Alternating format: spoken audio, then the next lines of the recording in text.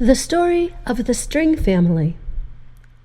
Historians think the inventors of string instruments in ancient times may have been hunters.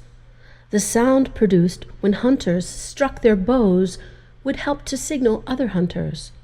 On long journeys, searching for food, a light rhythm plucked on the bowstring could help them keep a steady pace. Stories and songs of the hunt would teach the young hunters what to do.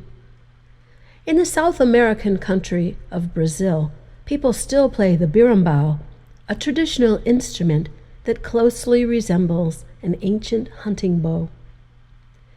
People all around the world have created many different kinds of string instruments, depending on the natural materials available.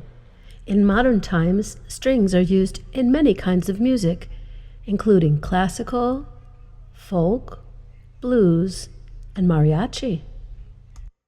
Electric instruments use an amplifier to sound loud. Most string instruments are made from a specially shaped wooden sound box. The strings are stretched tight and make a sweet sound vibration when set in motion.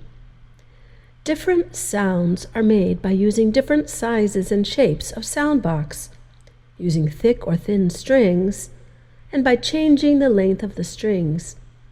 String players press their fingers on the strings along a piece of wood called the neck.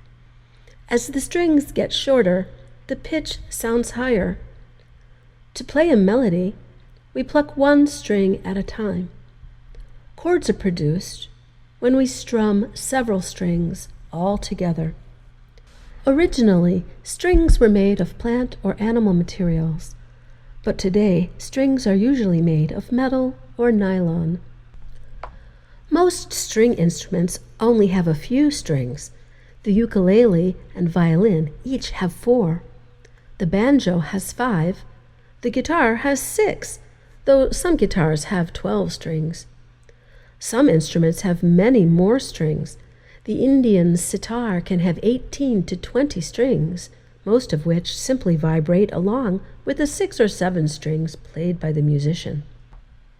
The African kora is an ancient type of harp with 21 strings.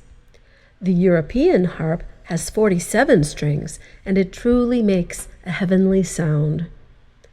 The piano has 230 strings, but it's not included in the string family. Piano is part of the percussion family because the sound is actually made by a mechanism inside the piano that hits the strings with tiny hammers. To vibrate the string on a guitar or banjo, we pluck or strum with fingers or a pick made of plastic or metal. The violin, viola, cello, and upright bass are played by rubbing the strings with a bow made from the hair of a horse's tail. Each string instrument makes a unique sound because of its materials, shape, and size. The smaller instruments make higher sounds, and the larger instruments make lower sounds. A large group with string instruments is called an orchestra.